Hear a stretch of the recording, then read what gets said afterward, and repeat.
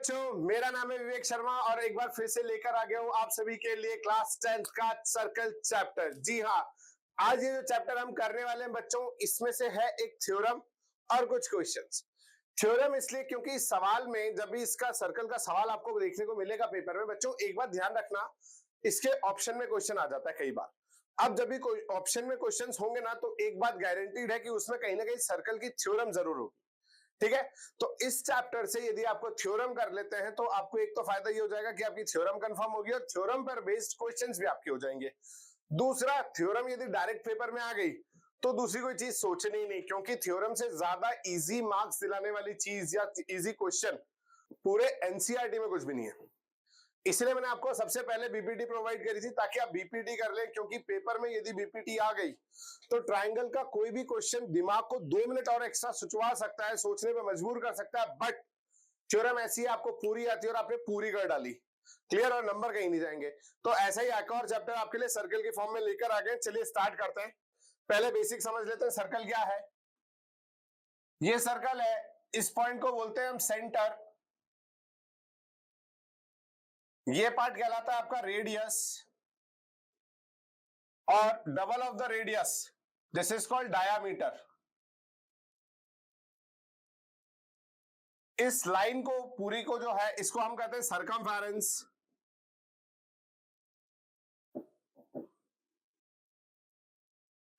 और अब यदि हम इसमें और कुछ टर्म्स डिफाइन करें तो जैसे देखिए, ये इस सर्कल में इस लाइन को हम क्या कहते हैं बच्चों, कॉर्ड। क्या कहते हैं, कॉर्ड। यहां इस पॉइंट ए से AOB, इस वाली चीज को, ये जो आर्क बना है AOB, इसको पहले तो देख लीजिए, दिखाने का तरीका सर्कुलर होता है। जैसे हम AOB यदि हम लिखते हैं और हमने इस पे स्ट्रेट कर दिया तो ये एक लाइन है, एक लाइन सेगमेंट हो जाएगा AOB। पर यदि आपने इसको हल्का सा कर्व कर दिया है तो ये हो जाता है आर्क। ठीक है, और AOB कहलाता है आर्क, इसको हम कहते हैं आर्क।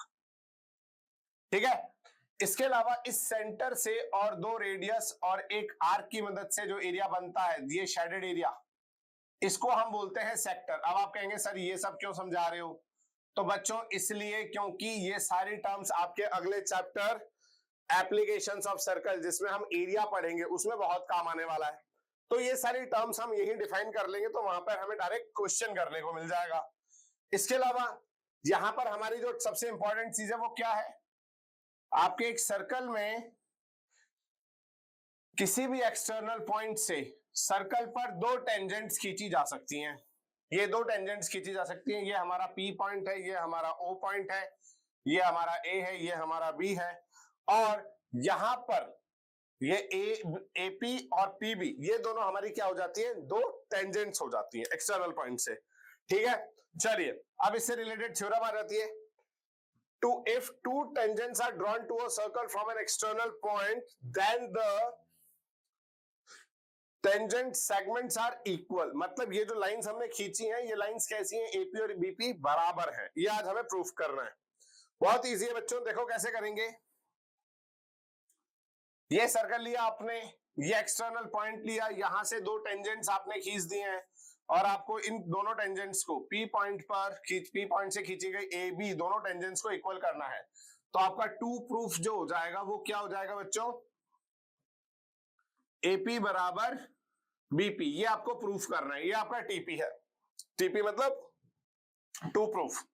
ठीक है, कंस्ट्रक्शन करना पड़ेगा हमें। यहां पर कंस्ट्रक्शन क्या होगा, इस सेंटर से आपने सेंटर को नाम दिया O से A, O से B और O से P। Join O to A, B and P, तीनों पॉइंट्स को आप O से ज्वाइन कर देंगे। अब यदि आपको 9th क्लास का कॉन्ग्रुएंसी याद है तो आपको पता है कि ये दोनों ट्राइंगल्स कॉन्ग्रुएंट करने से हमारा बाइसिपिसिटी काम हो जाएगा।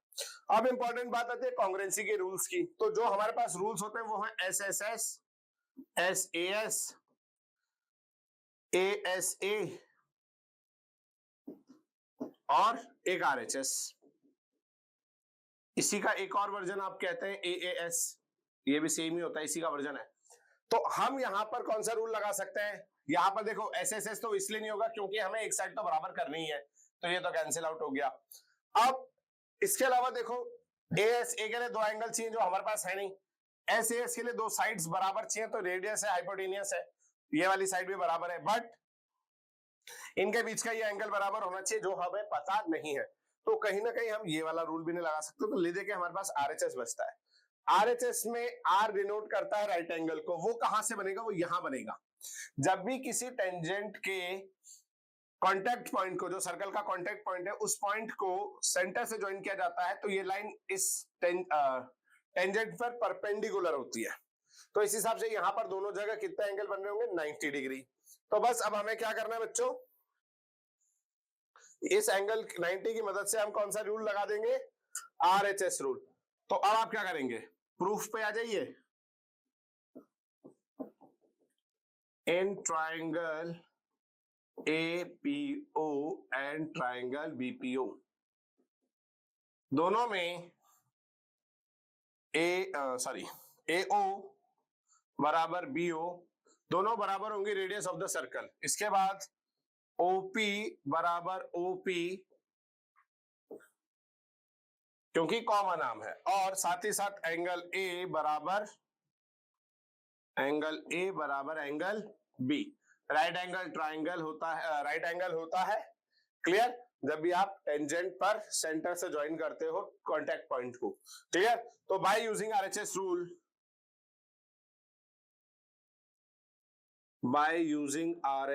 Rule, triangle APO congruent to BPO, और उसके हिसाब से आपका क्या आ जाएगा, AP बराबर BP। Triangle APO congruent to triangle BPO, और यदि ऐसा होगा सो AP बराबर BP बाय CPCT, AP बराबर BP बाय CPCT, क्लियर। तो यहां पर आपकी थ्योरम प्रूफ हो जाती है। और बताओ इस थ्योरम में आपने ऐसा क्या करा जिसके कारण यदि आपको 3 नंबर फ्री के मिल रहे हो तो आपको छोड़ देने चाहिए, कुछ ऐसा है इसमें नहीं। इसका मतलब ये बात ध्यान से लिखो, समझो कि ये चीजें, थ्योरम जो है ये पकी पकाई चीज है, यदि आ गई तो आपको फुल मार्क्स देके जा रही है, क्लियर। चलिए, अच्छा एक बच्चा ये भी पूछ सकता है कि सर ये 90 डिग्री क्या होता है, ये वाली बात बता दो। तो बेटा ये थ्योरेटिकली समझ लो, इस सर्कल में इस पॉइंट ऑफ कांटेक्ट पर आप एक लाइन खींच दीजिए। अब इस सेंटर से आप कितनी भी लाइनें खींचिए, यहां से ये खींचिए, ये खींचिए, ये सेंटर से ये खींचिए, इवन इस पॉइंट पर भी खींचिए, आप यहां तक में एक बात बताइए, ये R प्लस एच होगी, कुछ भी रेडियस, ये भी R प्लस एच होगी, ये भी R प्लस एच होगी, ये भी R प्लस एच होगी, ये ऑटोमेटिकली ये सबसे छोटी लेंथ होगी जो R के बराबर होगी।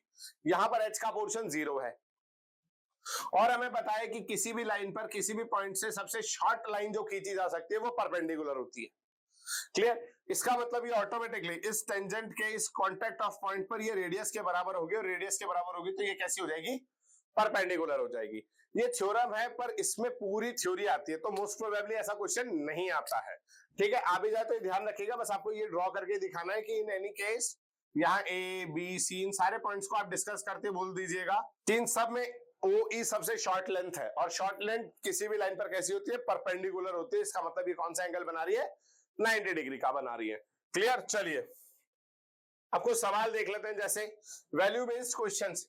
A point M is 26 centimeter away from the circle. Circle से 26 मीटर अवे है। A point M is 26 centimeter away from the center of the circle. ये 26 है। And the length of tangent drawn from M to the circle is 24, और ये 24 है। तो आपसे पूछा जा रहा है find the radius of the circle. बच्चों यार बच्चों वाला क्वेश्चन है, आप भी बच्चे ही हो तो आपसे ही होना चाहिए बात, तो बिल्कुल। क्या लगेगी, क्या लगेगी बच्चों को, कोई बताएगा? नहीं, पाइथागोरस थ्योरम, बहुत सही, तालियां होनी चाहिए वो बच्चों के लिए जिन्होंने इसका सही जवाब दिया है। पाइथागोरस थ्योरम लगेगी, और पाइथागोरस थ्योरम लगेगी तो यहाँ पर ON की वैल्यू निकालने का तरीका क्या होगा बच्चों, ON का square is equals to OM का स्क्वायर माइनस MN का स्क्वायर। और ये कैसे लगी, ये बात समझ में आती है आपको? पाइथागोरस थ्योरम लगाई है, यहाँ पर एक साइड रख दी है और हाइपोटेनियस में से रिमेन साइड के स्क्वायर को घटा दिया है, ठीक है। वैल्यू डाल दीजिए 26 का स्क्वायर माइनस 24 का स्क्वायर। आप जब देखेंगे तो ये 100 आ जाएगा। अब ये देखिए अक्सर लोग हमसे कहते हैं मैथ्स के टीचर आंसर उड़ा देते हैं, स्टेप्स उड़ा दी। अरे यार हमने स्टेप्स नहीं उड़ाई है, ये चीज आपको 9th क्लास में सिखाई गई है। ध्यान से देखो, ए स्क्वायर माइनस बी स्क्वायर क्या होता है, मुझे स्क्वायर याद करने की भी जरूरत नहीं, यहाँ पर डायरेक्ट हो रहा है। ए स्क्वायर माइनस बी स्क्वायर एक स्टेप है, एक फॉर्मूला है जो आपके किसी भी क्वेश्चन को शॉर्ट कर देता है। इसका आंसर क्या होता है, ए प्लस बी इंटू ए माइनस बी। मैंने प्लस किया तो 26 प्लस 24 50 हो गया, और माइनस किया तो 2, 50 इंटू 2 100। तो देखो मेरे को स्क्वायर की भी जरूरत नहीं पड़ी। ये बात सबसे इंपॉर्टेंट होती है कि आप ये ध्यान रखें कि आपको कब स्क्वायर करने और कब नहीं। तो ON की वैल्यू ऑटोमेटिकली प्लस माइनस 10 आएगी, और इस प्लस माइनस 10 में से हम माइनस को उड़ा देंगे। कोई बताएगा माइनस को क्यों उड़ाया? क्योंकि लेंथ कभी भी नेगेटिव नहीं हो सकती। आजकल बच्चों के धमाकेदार जवाब आ रहे हैं हमारे पास। वेरी गुड, बहुत सही। जिन्होंने भी दिया कि लेंथ कभी भी नेगेटिव नहीं हो सकती, वेरी गुड, बहुत सही, बहुत अच्छा सीख रहे हैं आप लोग मेरे साथ। ऐसी मुझे उम्मीद भी है और ऐसा आप दिखा भी रहे हैं अपने कमेंट्स में, ठीक है, बहुत अच्छी बात है। तो आपका ये आंसर आ गया। अब नेक्स्ट क्वेश्चन की तरफ यदि हम देखें तो ये सवाल भी ऐसा ही है। अब यहां पर एक वर्ड है बस, कौन साइक्लिक। कौन साइक्लिक होता क्या है, आप यदि ये बात समझ लें तो आपका सवाल आपको देखिए ऐसे याद आ जाएगा। क्लास 9th का टॉपिक है। कौन साइक्लिक का मतलब होता है cyclic quadrilateral. Cyclic quadrilateral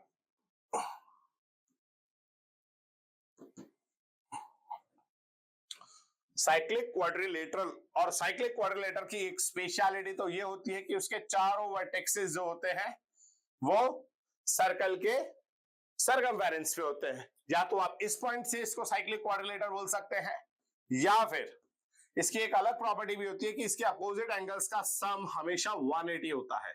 angle A plus angle C, या इधर angle B plus angle D, दोनों का ही सम कितना हो जाता है बच्चों, 180 हो जाता है। तो इस हिसाब से हम यदि देखें तो ये बात हमें समझ में आती है कि यहां पर हमें क्या करना है। यहां पर इन दो अपोजिट एंगल M और O और A और B, इनका सम हमें 180 करना है। तो A और B का सम तो हम 180 कर देंगे। कैसे करेंगे, M से A और M से B जो लाइन खींची गई, जब इसको OA और OB जोड़ा जाएगा तो ये 90 तो बनता है।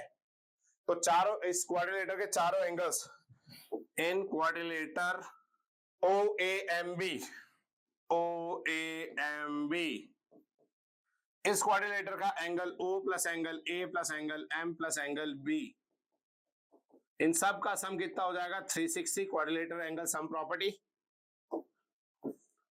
Quadrilateral angle sum property. और जब आप ऐसा करेंगे तो angle A plus angle B 90-90 होंगे।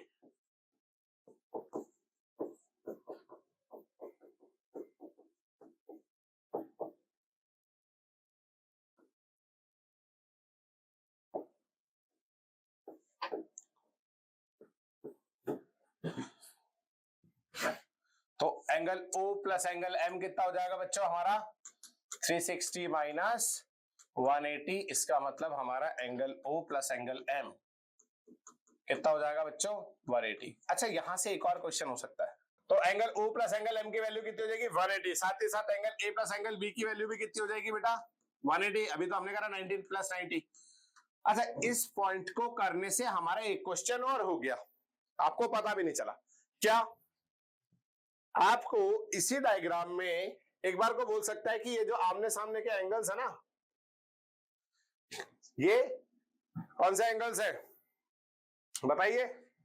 ऐसे एंगल्स, ऐसे दो एंगल्स जिनका सम 180 होता है क्या कहलाते हैं, याद आया नहीं?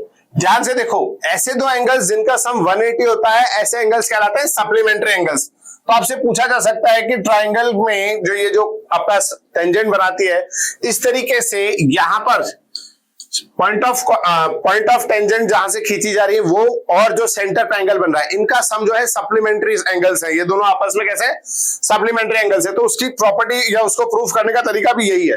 ये क्वाड्रिलेटर बनाइए और यहां पर ये जो दो एंगल्स हैं, ये वाला एंगल 90 बोलिए, ये वाला एंगल 90 बोलते हैं। बचे हुए दोनों एंगल्स कितने हो जाएंगे, इसका और इसका सम 180 हो जाएगा। कितने हो जाएंगे वो तो हमें भी नहीं पता, पर ये दोनों जो हैं वो कितने हो जाएंगे, सम 180 हो जाएगा। तो ये आपने यहां पर एक और क्वेश्चन भी प्रूफ कर लिया, ये बात ध्यान रखिएगा। क्लियर, ये डबल क्वेश्चन की तरह है। ठीक है, चलिए आगे देखते हैं कोई और question. Okay, to tangents P and PB are drawn to a circle with center O from an external point P. Prove that angle A P B is equal to 2 times of angle O A B. यदि देखा जाए तो कहां बात कर रहा है, ए P B, ये वाला एंगल इस वाले एंगल का डबल है, मतलब ये x है तो ये 2x है, ये हमें प्रूफ करना है। कैसे करेंगे, कोई आइडिया बताओ फटाफट से? नहीं, चलो तो देखते हैं कैसे करना है। सबसे बड़ी बात, ए पी बी ट्राइंगल की बात करें तो सिंस ए पी बराबर B P, so triangle A P B is an isosceles triangle, और यदि ऐसा है तो एंगल PAB इक्वल्स टू हो जाएगा PBA के। ये एक पॉइंट मार्क कर लीजिए। नाउ इन ट्राइंगल APB, वापस से इसी ट्राइंगल में लें तो angle PAB plus angle PBA plus angle P, that is 180 degree. तीनों का सम एंगल सम प्रॉपर्टी से 180 हो जाएगा। अब क्योंकि ये दोनों बराबर हैं और मुझे एंगल ए की जरूरत है, इसलिए मैं इसको क्या लिख दूंगा, 2 टाइम्स ऑफ एंगल PAB। कहां से आया, जिसको नहीं समझ में आ रहा था देखो, इसको आपने रिप्लेस कर दिया एंगल PAB से।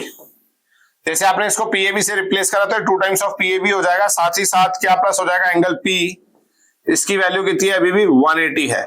अब ध्यान से देखो, हमारा एक तो OAB चाहिए तो वो तो यहां है, और इस ट्राइंगल का कौन सा चाहिए, APB, मतलब इस P को भी मैं क्या लिख सकता हूं, एंगल APB। ठीक है, तो यहां पर हमें ये स्टेटमेंट मिल गया। अब इससे हम क्या करेंगे, ध्यान से देखो, 2 times of angle PAB plus angle P is equal to 180 degree है। यहां से आप PAB की वैल्यू निकाल लीजिए। PAB की वैल्यू कितनी आ जाएगी, फटाफट से बताइए। 180, एंगल P पहले उधर जाएगा तो 180 माइनस एंगल P, साथ ही साथ इसको आप 2 से डिवाइड कर देंगे तो एंगल PAB की वैल्यू कितनी आ गई है बच्चों, PAB की वैल्यू कितनी आ गई है बच्चों, ये आ गई है 180, या आप इसको 90 माइनस एंगल P/2 भी लिख सकते हैं। एक स्टेटमेंट ये हो गया, इसके इक्वेशन नंबर 2 डाल दीजिए। एट पॉइंट ए पर हम क्या देखें तो ये छोटा एंगल प्लस ये छोटा एंगल मिला के 90 डिग्री बना रहा होगा, तो इसकी वैल्यू डाल दीजिए OAB प्लस BAP। ठीक है, एट पॉइंट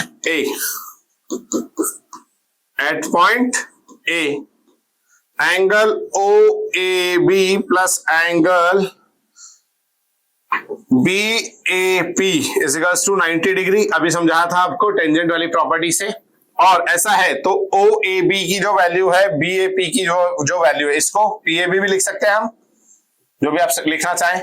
तो इस हिसाब से एंगल OAB की वैल्यू कितनी हो जाएगी बच्चों, प्लस इसको क्या लिख सकते हो आप, इसकी वैल्यू यहां से पुट कर दीजिए तो 90 minus angle P/2 is equals to 90 degree. यहां से ये कैंसिल आउट हुआ, एंगल OAB की वैल्यू कितनी आ गई बच्चों आपके पास, ये माइनस P/2 उधर चला जाएगा तो एंगल P/2। सिंप्लीफाई कर दीजिए इसको तो क्या हो जाएगा, 2 times of angle OAB is equals to angle P। Clear हो गया सवाल? तो यहां से आपको समझना है कि सवाल कैसे होगा। क्लियर, कुछ नहीं करना है, आपने इन दोनों क्वेश्चंस को, आपने इस एंगल को 2 बार लिखने की कोशिश करी, एक बार यहां से ट्रायंगल प्रॉपर्टी से और एक बार इस दर वाले एंगल की तरीके से। बस कॉमन एंगल को जैसे आप पुट करेंगे ऑटोमेटिकली वो सॉल्व होने लग जाएगा और आपको जो पूछा गया है वो आपका आंसर निकल कर आ जाएगा। क्लियर, चलिए आगे चलते हैं। सर्कल में और कौन सा ऐसा सवाल है जो आपको परेशान कर सकता है, देखें। ओके, ये बड़ा बकवास सा सवाल है बच्चों। ठीक है, क्या बोल रहा है आपका, यहाँ पर 2 कोसेंट्रिक सर्कल्स है जिनकी रेडियस 15 और 17 है। कोसेंट्रिक सर्कल्स में ये 15 है और ये 17 है, OA 17 है और ये 15 है, और ये यहाँ पर परपेंडिकुलर बाइसेक्ट हो रहा है। कुछ मत कीजिए, पाइथागोरस थ्योरम लगा दीजिए वापस से, आप AC निकल जाएगा। पहले आप AC निकालेंगे और जो भी AC का आंसर है उसको डबल से मल्टीप्लाई कर दीजिएगा, आपका आंसर निकल कर आ जाएगा। और AC निकालने के लिए आपको पाइथागोरस थ्योरम लगानी पड़ेगी। क्लियर, तो 17 का स्क्वायर माइनस 15 का स्क्वायर कितना होता है बताइए जल्दी से। 32 इंटू 2 64। तो यहां पर जो आएगा वो आंसर कितना आएगा 64। 64 के हिसाब से ये कितना हो जाएगा बच्चों 8। तो ये टोटल कितनी हो जाएगी 16 हो जाएगी। क्लियर आया ना? देख लो 17 का स्क्वायर होता है 289, उसमें से आप 225 घटाएंगे तो आपके पास 64 आएगा, जो कि 8 का स्क्वायर होता है। तो ये 8 के स्क्वायर के हिसाब से ये 8 है, तो ये पूरी लेंथ कितनी हो जाएगी बच्चों 16 हो जाएगी। क्लियर समझ में आया? If all the sides of a parallelogram touches the circle, show that the parallelogram is a rhombus. यदि एक पैरेललोग्राम ABCD जिसकी चारों साइड से अंदर इंटरनली सर्कल को टच कर रही हैं, तो ये बताइए कि ये जो पैरेललोग्राम है ये एक रोम्बस है। कैसे होगा? ये भी बहुत सिंपल सा है, देखो ध्यान से क्या करना है, ज्यादा कुछ खास होता नहीं है इसमें भी। आपको क्या करना है, ये वाली साइड इस वाली साइड के बराबर है, ये वाली साइड इस वाली साइड के बराबर, ये वाली साइड इस वाली साइड के बराबर, और ये वाली साइड इस वाली साइड के बराबर है। ये तो आपको पता होना चाहिए कि किसी भी एक्सटर्नल पॉइंट से खींची गई टेंजेंट्स इक्वल होते हैं, जो अभी हम प्रूफ करके आए। तो बस यहां पर ये सब आपस में बराबर बराबर आते चले जाएंगे और आपका काम हो जाएगा। कैसे होगा ध्यान से देखो, an circle with centre O, इस सर्कल जिसका सेंटर क्या है ओ है, इसमें हम कैसे बात कर रहे हैं ध्यान से देखो। एट पॉइंट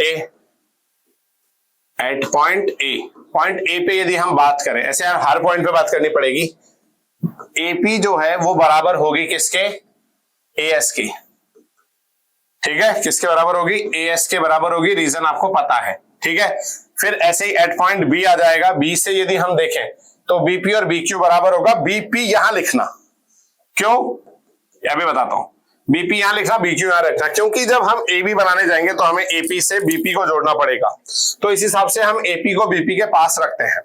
ठीक है, एट पॉइंट सी, ऐसे हम पॉइंट सी को डिस्कस करेंगे जब, तो सी किसमें जुड़ेगा, सी से ये वाली जो साइड है सीओ सीक्यू, ये इस साइड जुड़ेगी, तो यहां सीक्यू रखूंगा और यहां पर सी के साथ कौन सी लाइन जोड़ दूंगा, सीआर। और एट पॉइंट डी, डी की यदि हम बात करें तो डी आर सी आर में जुड़ेगी, इसलिए डी आर इस साइड रखा जाएगा और डी एस इस साइड रखा जाएगा। अब आप इन चारों के लिए रीजन लिखेंगे तो सेम ही रीजन आएगा। ठीक है, नाउ एडिंग, अब आप इसको 1 2 3 4 इक्वेशन भी बोल सकते हैं, तो 1 2 3 एंड 4 इन चारों इक्वेशंस को ऐड कर दीजिए। एडिंग इक्वेशन 1 2 3 एंड 4, जब आप इन चारों इक्वेशंस को ऐड करेंगे तो एपी बीपी सीआर डीआर एक साथ जुड़ जाएंगे। ठीक है, क्या जुड़ जाएंगे, AP plus PB plus CR plus DR, ये जुड़ जाएंगे एक साइड, और इधर एएस बीक्यू सीक्यू और डीएस, तो एएस डीएस और BQ CQ, AS DS, AS plus DS plus CQ BQ plus CQ. जब आप ऐसा जोड़ेंगे तो एपी बीपी जोड़ के एबी बन जाएगा और सीआर डीआर जोड़ के सीडी बन जाएगा। इधर जोड़ेंगे तो एडी बन जाएगा और इधर जोड़ेंगे तो बीसी बन जाएगा। अब ध्यान से देखो क्या हो रहा है, ए बी सी डी जोड़ दिया गया तो इधर अपोजिट साइड्स के बराबर आ गया, बट हमें तो पता है एपी और बीपी बराबर है। यहां पर हम इसको 2 टाइम्स ऑफ ए बी लिख सकते हैं और इसको 2 times of AD.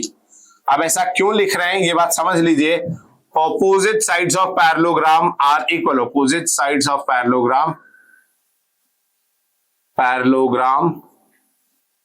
Are equal. ठीक है, तो ऐसा करने पर ये अपोजिट साइड्स बराबर होती हैं, ये हमें पता है, उसका हमने यूज किया। यहाँ 2 से 2 कट गया तो ए बी किसके बराबर आ गई, एडी के। अब ध्यान से देखो, एक पैरेललोग्राम जिसकी 2 अपोजिट साइड्स तो ऑलरेडी बराबर थी, ये इसके ये इसके, अब आप कह रहे हो नहीं ये तो इसके भी बराबर है, तो मान लीजिए ये 5 5 थी और ये x थी, ये भी x थी इधर वाली भी। ठीक है, अब आप कह रहे हो नहीं ये 5 और x भी बराबर है, इसका मतलब चारों ही साइड बराबर होगी ना। तो एक ऐसा पैरेललोग्राम जिसकी चारों साइड्स बराबर हो, क्या बन जाता है आपका, स्क्वायर। नहीं बच्चों, गलत गलत गलत, जिन्होंने स्क्वायर बोला अपने मन में वो गलत बोल गए, स्क्वायर नहीं बनता, रोम्बस बनता है। क्या होगा यहाँ पर, सिंस ए बी बराबर बी सी बराबर सी डी बराबर डी ए, यदि चारों साइड बराबर है so A B quadrilateral A B C D is a rhombus, A B C D is a rhombus. अब मेरे बच्चों के दिमाग में एक सवाल आ गया, सर स्क्वायर भी तो होता है। बच्चों एक बात ध्यान से सुन लीजिए, समझ लीजिए, बिल्कुल होता है, स्क्वायर होता है, बट मेन क्या बात है, मेन बात यह है बच्चों, ठीक है, हो गया बच्चों। तो यहां पर ये बात ध्यान रखिएगा, अक्सर बच्चों के दिमाग में ये कंफ्यूजन बहुत हो जाता है कि यदि ये सारी साइड्स इक्वल है तो स्क्वायर है। नहीं बच्चों, सारी साइड्स इक्वल दो शेप्स में बराबर होती है, स्क्वायर और रोम्बस। और ये पॉइंट कोऑर्डिनेट के हिसाब से भी याद रखिएगा, वहां भी एक क्वेश्चन आता है, चारों साइड्स इक्वल हो जाएं तो वो स्क्वायर भी हो सकता है, रोम्बस भी हो सकता है। ऐसे ही यहां भी हो रहा है, यदि आपको स्क्वायर को स्क्वायर प्रूफ करना है तो चारों साइड्स इक्वल होने के साथ साथ ये भी होना चाहिए कि उसके चारों एंगल्स जो है वो 90 डिग्री होने चाहिए, जबकि रोम्बस में ऐसी कोई प्रॉपर्टी की बात नहीं की जाती। तो यदि सिर्फ चारों साइड्स इक्वल बोलकर आपको कोई शेप बोलने तो आप उसको स्क्वायर नहीं बोलेंगे, आप उसको बोलेंगे रोम्बस। अपोजिट टू दैट, यदि opposite sides parallel and equal हो गई है तो वो क्वाड्रिलेटर जो है वो क्या क्या हो सकता है, एक पैरेललोग्राम हो सकता है और एक रेक्टेंगल हो सकता है। वहां पर डिफरेंशिएट होता है उनके डायगोनल्स के बिहाफ पर। किसके बिहाफ पर? डायगोनल्स के बिहाफ पर। स्क्वायर जो आपका रेक्टेंगल होता है उसके डायगोनल्स बराबर होते हैं और पैरेललोग्राम के साथ ऐसी कोई बड़ी बात नहीं होती है, कॉमन बात। क्लियर? चलिए अगला क्वेश्चन, अ सर्कल टचेस। अब ये थोड़ा सा दिमागदार क्वेश्चन है, ये मैं आपको हिंट में दूंगा, आप करेंगे खुद से। देखो बच्चों क्या बोल रहा है, AQ को ट्रायंगल ABC का पेरीमीटर जो है उसका हाफ बोल रहा है। AQ बोले तो यहां से यहां तक, यहां से यहां तक की। अब याद इसमें एक बात बताओ, क्या मैं AQ को AB प्लस BQ लिख दूं, AB प्लस BQ, और AQ जो है, AQ जो है, आप एक बात बताइए मुझे, AQ जो है, AB जो है वो AC के भी बराबर है, ठीक है, तो इसको तो मैं AB ही लिखा रहने देता हूं, और BQ जो है वो BP के बराबर होगी। अब मुझे कोई बच्चा बताए कि मैंने BQ और BP को बराबर क्यों बोल दिया, नहीं याद आया? स्टार्टिंग में बताया, किसी भी एक्सटर्नल पॉइंट से दोनों टेंजेंट्स जो किसी एक कॉमन एक सर्कल पे खींची जाती है इक्वल होती है, तो BP और BQ बराबर है, मतलब मैं इसकी जगह BQ की जगह BP लिख सकता हूं। इसी तरीके से क्या मैं, ये इक्वेशन 1 हो गई, ऐसे ही क्या मैं AR के बारे में बोल सकता हूं? AR भी क्या होगा बच्चों, AC प्लस CR, और फिर आप CR को रिप्लेस कर देंगे, AC प्लस CR को आप रिप्लेस कर देंगे CP से। यहां पर दो इक्वेशन हो गई। अब AP और AR, AQ और AR जो है ये भी बराबर है, AQ बराबर है AR के। पहले तो ये बात समझ लीजिए क्यों है, क्योंकि एक एक्सटर्नल पॉइंट से ये दोनों टेंजेंट खींची गई हैं, और ये दोनों टेंजेंट कैसी होंगी बच्चों, इक्वल होंगी। क्यों? क्योंकि ये एक एक्सटर्नल पॉइंट से खींची गई हैं, इसका मतलब AQ AR के बराबर है, ठीक है। बस अब इसके बाद आपका सवाल बड़े इजीली हो जाएगा। क्यों? देखो ध्यान से, आपको पता लग गया AQ और AR बराबर है, तो आप क्या लिखोगे, इन ट्राइंगल ABC। ABC में जब हम बात करेंगे तो AB प्लस इसका जो इन ट्राइंगल ABC, इसका यदि पैरामीटर निकालना है तो AB plus BC plus CR निकलेगा, AB plus BC plus CA। अब यदि आपने इन तीनों साइड्स को जोड़ा तो इधर क्या आ जाएगा, पैरामीटर ऑफ ट्राइंगल ABC। ये हो गया। अब आप ध्यान से देखिए, AB ये रही, AC ये रही, और BP और CR को जोड़ दीजिए, BP और CP को जोड़ दीजिए, BP और CP को, तो क्या बन जाता है आपका BC। तो इसका मतलब यदि मैं इधर से ध्यान से देखूं तो मैं पहले AQ प्लस AR लिख सकता हूं, है ना, इधर मैं लिख सकता हूं AQ प्लस AR डायरेक्ट ही, ठीक है ना। और अभी मैं कह रहा हूं कि AR किसके बराबर है, 2 टाइम्स ऑफ AQ हो जाएगा, क्योंकि AQ और AR बराबर है। जिन बच्चों को ये बात समझ में नहीं आई हो कि मैंने कैसे रिप्लेस करा, तो वापस से देख लीजिए, AB और AC ये रहे आपके, AB ये रहा, AC ये रहा, AQ में और AR में। इसी के साथ साथ BP और CP दोनों जो हैं वो मिला के क्या बना रहे हैं, BC। तो मैंने इन सब को रिप्लेस करके क्या लिख दिया, AQ और AR। और अभी मैंने आपको बोला कि AQ AR के बराबर होता है, इसका मतलब इसको 2 टाइम्स ऑफ AQ लिखा जा सकता है। तो इसका मतलब यहां से यदि मैं देखूं तो क्या आ जाएगा, AQ is equals to perimeter of triangle ABC by 2। Clear? यही आपको प्रूफ करना था। ये बहुत अच्छा क्वेश्चन है और मुझे लगता है इस बार आ भी सकता है, इसलिए क्योंकि ऐसा सवाल इससे पहले आया नहीं है। तो इस बार के लिए मार्क कर लीजिए, क्योंकि स्टैंडर्ड के पेपर में आपको ऐसा क्वेश्चन देखने को मिल सकता है। क्लियर? तो ये बात अच्छे से करके जाइएगा। स्टैंडर्ड का कंफर्म क्वेश्चन मान सकता हूं 3 सेट में से 1 सेट में तो आपको देखने को मिल ही जाएगा। ठीक है, चलिए आगे चलते हैं। अब ये वाला क्वेश्चन आता है, prove that the tangents at the extremities of any chord makes equal angles with the chord. क्या बोल रहा है? Prove that the tangents at the extremities, ये वाली जो बात बोल रहा है, ये दोनों एंगल बराबर करने यार। ठीक है, अब देखो बच्चा कहेगा सर 90-90 है, गलत। 90 तब होता जब सेंटर से जोड़ देता, ये वाला तो हमने यहां नहीं जोड़ा है, ये ध्यान रखिएगा। ये इन दोनों को जोड़ने पर ये जो एंगल बन रहे हैं इनकी बात कर रहा है, और इनको करने के लिए क्लास 9 का ही कॉन्सेप्ट लगेगा, कॉन्ग्रुएंसी। अब यहां पर कॉन्ग्रुएंसी कैसे लगेगी ये आपको सोचना है। फिर भी एक मैं हिंट दे देता हूं, ये कॉमन आर्म है, ये इक्वल आर्म्स है। इसके बाद आपको सोचना है तीसरी चीज क्या ढूंढनी है। तीसरी चीज यदि आपने ढूंढ ली तो आपका सवाल हो जाएगा, और यदि तीसरी चीज नहीं ढूंढ पाए तो अटक जाओगे। नहीं मिले तो प्लीज कमेंट बॉक्स में मेंशन कीजिएगा वो तीसरी चीज जिसके कारण आप इस दोनों साइड्स के बाद कोई ऐसी चीज आपको ढूंढनी है जिससे ये दोनों ट्राइंगल्स क्या हो जाए, कॉन्ग्रुएंट हो जाए। कॉन्ग्रुएंट हो जाएंगे तो आप बाय सीबीसीडी बोल दोगे कि ये वाला एंगल इस वाले एंगल के बराबर है। बस आपसे इतनी सी उम्मीद कर रहा हूं कि आप ये तीसरी चीज ढूंढ लेंगे। ठीक है, सोचिए। जो नहीं सोच पा रहे अब वीडियो को आगे देख लीजिए बच्चों, ये दोनों एंगल बराबर होंगे। ठीक है, ये दोनों एंगल्स कैसे होंगे, बराबर हो जाएंगे। और जैसे ये बराबर हो जाएगा तो साइड एंगल साइड की मदद से, साइड एंगल साइड की मदद से, इस रूल से दोनों ट्राइंगल्स को आप कॉन्ग्रुएंट कर लेंगे, और कॉन्ग्रुएंट करते बाय सीबीसीडी ये वाला एंगल इस वाले एंगल के बराबर हो जाएगा। ठीक है, तो जिनको आंसर चाहिए था मैंने आंसर दे दिया, पर जिन्होंने खुद से कर दिया बहुत ही बढ़िया बात। अब ये वाला, ये तुम्हारे लिए होमवर्क है। अब ये होमवर्क क्यों बोल रहा हूं, क्योंकि कतई बकवास सा सवाल है, कतई बकवास है। क्यों?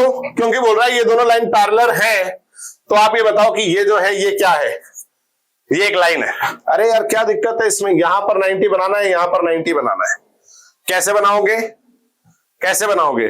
कुछ मत करना, O से C तक एक पैरेलल लाइन ड्रॉ कर दीजिए, और यहां पर 90 है तो ये भी 90 होगा ही होगा। क्यों? क्योंकि दो पैरेलल लाइंस को जब भी एक लाइन ट्रांसवर्सल लाइन कट करती है तो दोनों इंटरनल एंगल्स का सम 180 होता है। अब आप कह रहे हो कि उनमें से एक 90 हो गया तो दूसरे को भी क्या होना पड़ेगा, 90। तो ये 90 है तो ये भी 90 है। सिमिलरली इसको आपने इसके पैरेलल बना रखा है तो ये भी 90 होगा क्योंकि ये 90 है। बस दोनों 90-90 हो गए। यदि इस पॉइंट पर ये 90 हो गया और ये भी 90 हो गया तो लीनियर पेयर बन गया। लीनियर पेयर बन गया तो ये कैसी लाइन होगी, एक स्ट्रेट लाइन हो गई। ये तो बोल रहा है आपसे।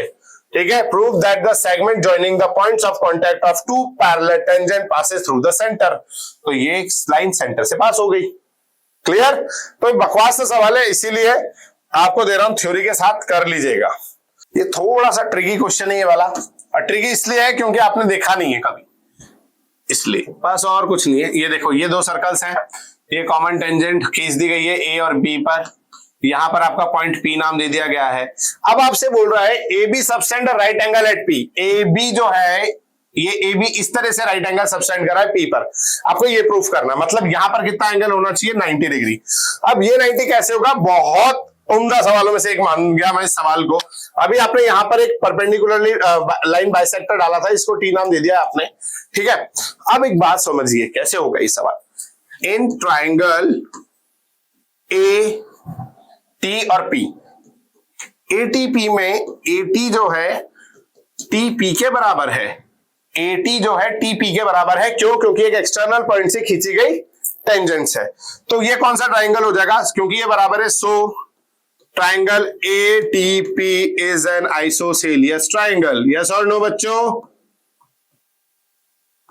ये आइसोसेलियस ट्राइंगल हो गया। आइसोसेलियस ट्राइंगल की एक प्रॉपर्टी होती है कि इसका ये वाला एंगल और उसका कॉमन वाला ये वाले जो एंगल है बराबर होंगे। तो एंगल टी ए पी बराबर हो जाएगा एंगल टी पी ए के।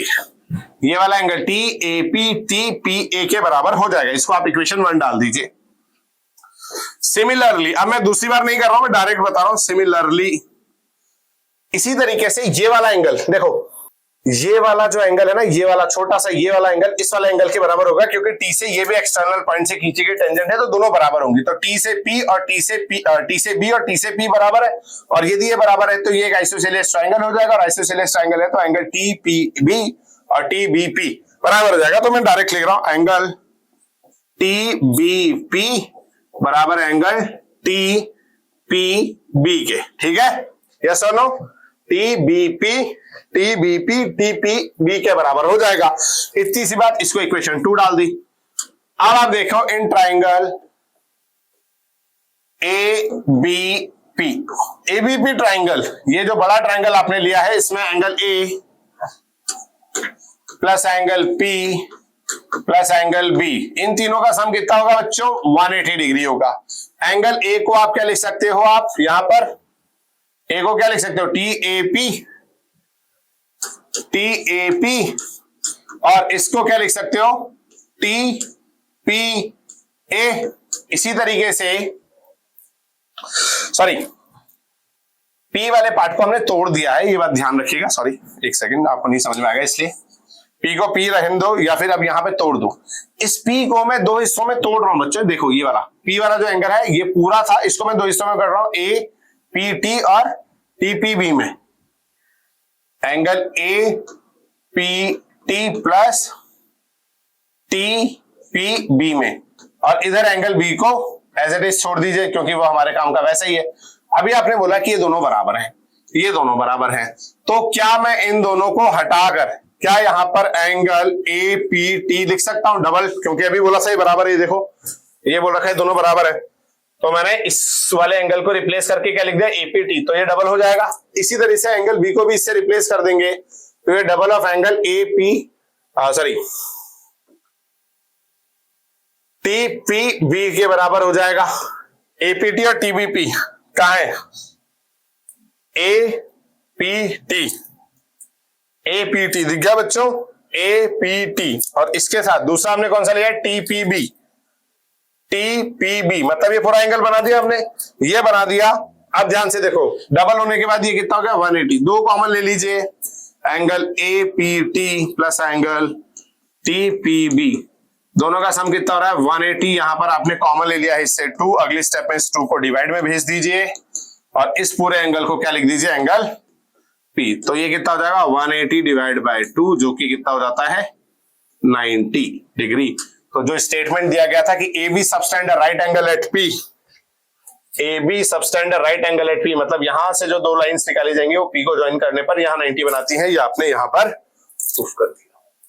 इस तरीके से होता है सवाल, और ऐसे कई सवाल हैं जो आपको देखने को मिलेंगे और 90 प्रूफ करने पड़ेंगे, तो वो इस तरीके से हो जाएंगे, ठीक है। अब इसके बाद इसमें देखते हैं और कोई सा सवाल बचता है क्या? अरे वाह, ये आपका होमवर्क है। होमवर्क क्यों है? क्योंकि ये सिमिलैरिटी का सवाल है। AC into AD equals to AB square को यदि आप ध्यान से देखें तो AC अपॉन AB लिख दीजिए और यहां पर AB अपॉन AD कर दीजिए। तो कौन से दो ट्राइंगल्स की बात हो रही है? AC ये रहा और AB कहां है? ये रहा। इसी तरह से AB एक और बार ये रहा और AD कहां है? ये रहा, सॉरी AD कहां है? ये रहा। मतलब हम इस छोटे ट्राइंगल किसकी बात कर रहे हैं? इस वाले ट्राइंगल की। एक तो ये वाला ट्राइंगल और एक बड़ा ट्राइंगल। ए रूल से आप इन दोनों ट्राइंगल को जैसे ही सिमिलर करेंगे उसके बाद उनके रिजल्ट्स को लिख दीजिएगा, आपका ये आंसर बन जाएगा। इसी तरीके से दूसरे रिजल्ट के लिए आपको ये नीचे वाला ट्राइंगल जो दिख रहा है, इस ट्राइंगल को इस बड़े ट्राइंगल के सिमिलर करना होगा, जिसके लिए वापस से आप ए रूल लगाएंगे। यहां पर 90 है, यहां पर 90 और यहां पर 90 है, तीन जगह तो 90 है और ये एंगल कॉमन हो जाएगा। ऐसे पहले वाले में एंगल ए कॉमन था, तो ये सिमिलरिटी का सवाल है। सर्कल में इसलिए क्योंकि सर्कल की एक प्रॉपर्टी यूज हो रही है कि ए बी जो यहां पर कितना एंगल बनाएगा? 90, ठीक है। तो सिमिलरिटी का ये सवाल है, इसलिए आपको होमवर्क दिया जा रहा है और आपसे हो जाना चाहिए, ठीक है। चलिए आज के लिए इतना ही। देखो थक तो हम बहुत गए आज के सब चैप्टर में क्योंकि लेंथी बहुत जा रहा है, बट ध्यान से देखिए ये आपके लिए एक ऐसा चैप्टर है जिसमें सवाल आपको एज इट इज देखने को मिल जाएंगे। या तो पाइथागोरस थ्योरम लगा के आपको वैल्यू निकालनी होगी या फिर कुछ प्रूफ करने वाला सवाल। प्रूफ वाले सवाल मेरे को बहुत अच्छे लगते हैं क्योंकि उसमें जाने का एक तरीका है सिंपल सा। आप कैलकुलेशन छोड़ दीजिए, आपको सिंपल तरीके से जाते जाइए और आपका आंसर आ जाएगा, ठीक है। तो बस आज के लिए इतना ही। सर्कल का सवाल देख लीजिए, वीडियो देख लीजिए। इसका अगला चैप्टर जो हम लेकर आने वाले हैं वो एप्लीकेशंस ऑफ सर्कल, मतलब एरिया रिलेटेड टू सर्कल्स लेकर आने वाले हैं, ठीक है। तब तक बने रहिए हमारे साथ। जय हिंद, जय भारत।